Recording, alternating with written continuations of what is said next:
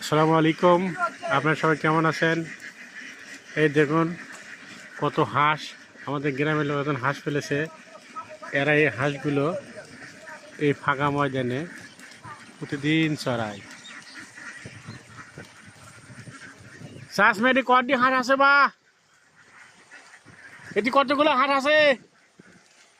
কতগুলো হাঁস আছে? কতগুলো হাঁস আছে?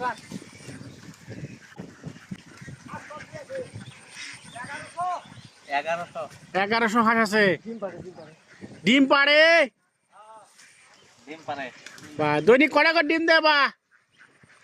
700। হ্যাঁ 700। সোনার ডিম পাড়ে নাকি একটা?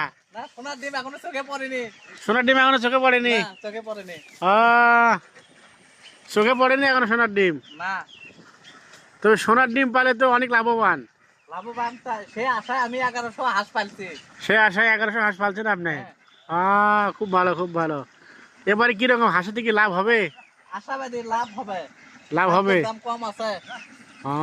আপনি কিনছিলেন কত করে বাচ্চা গুলো?